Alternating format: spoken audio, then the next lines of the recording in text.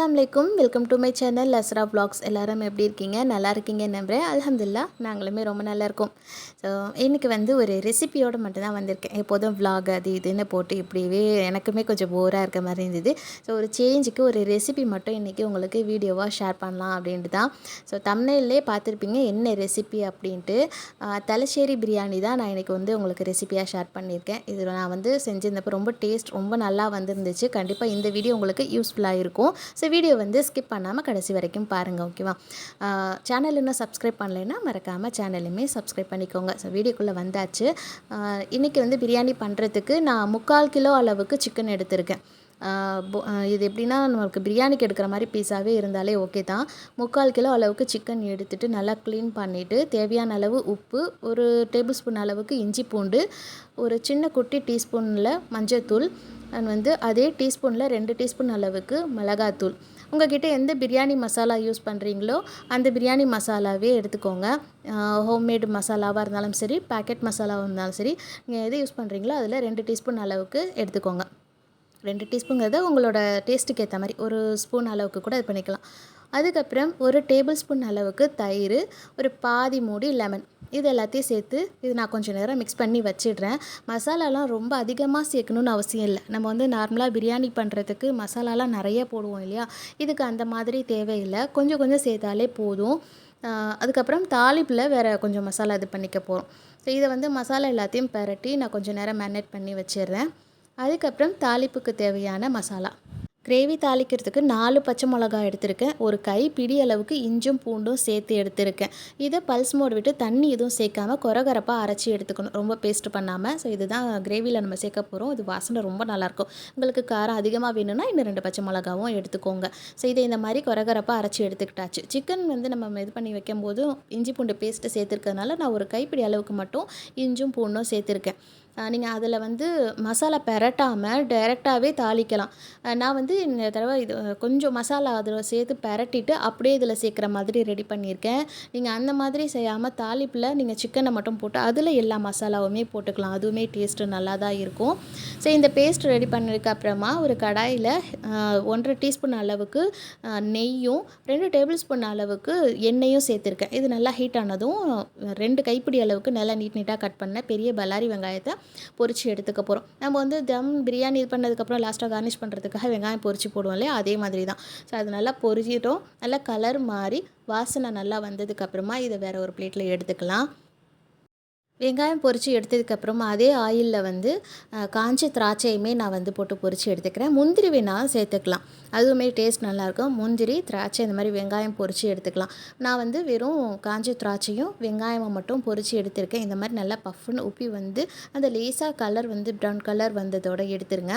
So இது அப்படியே ஒரு பக்கம் இருக்கட்டும். ஸோ அந்த கடாயில் எனக்கு நான் ஆயிலும் கீயும் சேர்த்துருந்தேன், அது அப்படியே இருந்துச்சு. கொஞ்சமாக இது பண்ணிவிட்டு அதே இதில் வந்து ஒரு 2 கைப்பிடி அளவுக்கு வெங்காயம் சேர்த்துக்கிறேன். இது வந்து கிரேவிக்கு நல்லா வந்து கொஞ்சம் வெங்காயம் அந்த கண்ணாடி பதத்துக்கு வர வரைக்கும் வதக்கி விட்டுக்கலாம். அது வந்ததுக்கு அப்புறமா நம்ம வந்து பச்சை மிளகாய், இஞ்சி பூண்டு பேஸ்ட் வந்து பல்ஸ் மோடில் விட்டு எடுத்து வச்சுருந்தோம் இல்லையா? அதை இது கூட சேர்த்துடலாம். இது இந்த தாளிப்பில் சேரும்போது நல்ல மணமாக இருக்கும். இதுதான் அந்த பிரியாணிக்கு வந்து அந்த ஃப்ளேவர் டேஸ்ட் எல்லாமே கொடுக்குறது. இதை வந்து அந்த வாசனை போகிற வரைக்கும் லேசாக வெங்காயத்தை கூட சேர்த்து இது பண்ணிக்கலாம். கொஞ்சம் நல்லா அந்த வெங்காயத்தோட இந்த பேஸ்ட்டு சேர்ந்து பொரிஞ்சு வரட்டும். அதுக்கப்புறமா ஒரே ஒரு தக்காளி மட்டும் பெரிய சைஸில் ஒரு தக்காளி மட்டும் ஸ்லைஸ் பண்ணி போட்டுக்கோங்க. தக்காளி அதிகம் சேர்க்க வேண்டியதில்லை. நம்ம நார்மல் பிரியாணிக்கு அதிகமாக தக்காளி சேர்ப்போம். அந்த மாதிரி இல்லாமல் இதுக்கு ஒரே ஒரு தக்காளி மட்டும் சேர்த்தா போதும். நல்லா பழுத்த தக்காளியாக இந்த மாதிரி ஸ்லைஸ் பண்ணி சேர்த்துக்கிட்டேன். இதுவுமே அந்த இதோட சேர்ந்து நல்லா பொரிஞ்சு சூப்பராக இதாகி வந்திருக்கு, வதங்கி வந்திருக்கு. ஸோ இந்த சமயத்தில் நம்ம பரட்டி வச்சுருந்த சிக்கனை இது கூட சேர்த்துற வேண்டியது தான். சேர்த்துட்டு நல்லா அந்த மசாலா வெங்காயம், தக்காளி, இஞ்சி பூண்டு பேஸ்ட்டோடு சேர்ந்து வர மாதிரி மிக்ஸ் பண்ணி விட்டுக்கோங்க. சிக்கன் வந்து நல்லா எல்லாத்தையும் பரட்டி விட்டதுக்கு அப்புறமா நம்ம பொரிச்சு வச்சுருந்தோம் இல்லையா வெங்காயம், திராட்சை, அதை வந்து ஒரு நுனி கைப்பிடி அளவுக்கு மட்டும் கொஞ்சமாக இது கூட சேர்த்துக்கோங்க. இந்த கிரேவியில் இது சேர்த்து வெந்து வரும்போது அந்த வாசனை நல்லாயிருக்கும். ஸோ கொஞ்சமாக ஒரு நுனி கைப்பிடிக்கு போட்டுட்டு மல்லி புதினா இலை வந்து ஒரு கைப்பிடி அளவுக்கு தாராளமாக இது கூட சேர்த்துக்கோங்க கிரேவிக்கு. இதை சேர்த்து நல்லா வந்து ரொம்ப இது பண்ணாமல் கொஞ்சம் ஓரளவுக்கு மேலோட்டமாக அப்படியே பரட்டி விட்டுக்கோங்க.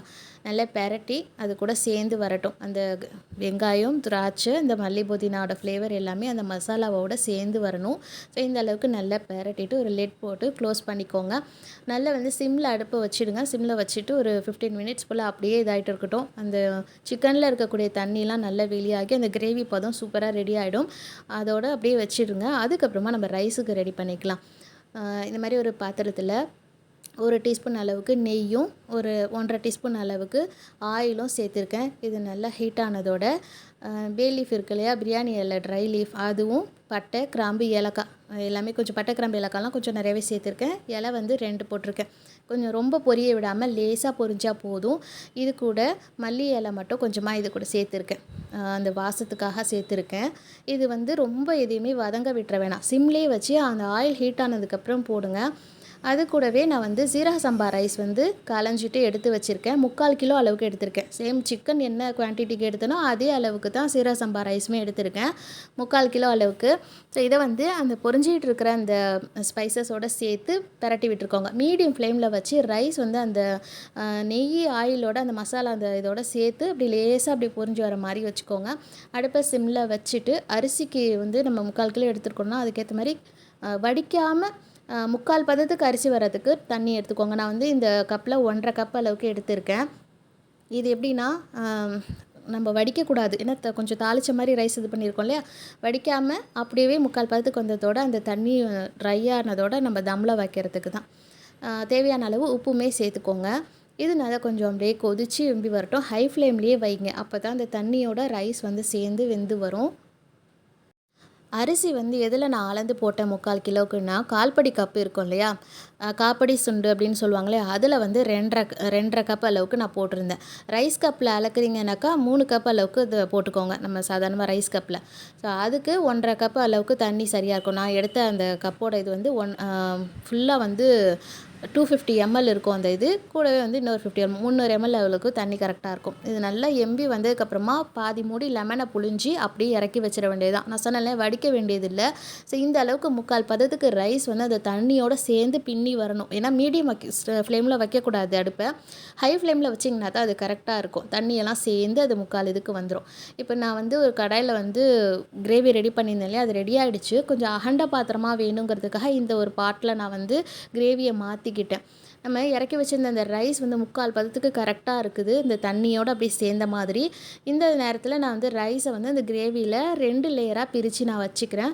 பாதி ரைஸை இந்த அளவுக்கு வச்சுட்டு அது மேலே வெங்காயம், திராட்சை நம்ம பொரித்து வச்சதை ஒரு லேயர் வச்சுட்டு கூடவே மல்லி புதினா கொஞ்சமாக ஒரு இதுக்கு சேர்த்துக்கோங்க. இது மேலே பேலன்ஸ் இருக்கிற ரைஸையுமே இன்னொரு லேயராக வச்சுக்க போகிறோம். இந்த ரைஸ் வந்து அந்த கிரேவியில் அப்படியே தம்மில் வைக்கிறதுக்கு கரெக்டான பதத்துக்கு பார்த்துக்கோங்க. ரைஸ் 3/4 பதத்துக்கு வந்துருச்சா அப்படின்ட்டு.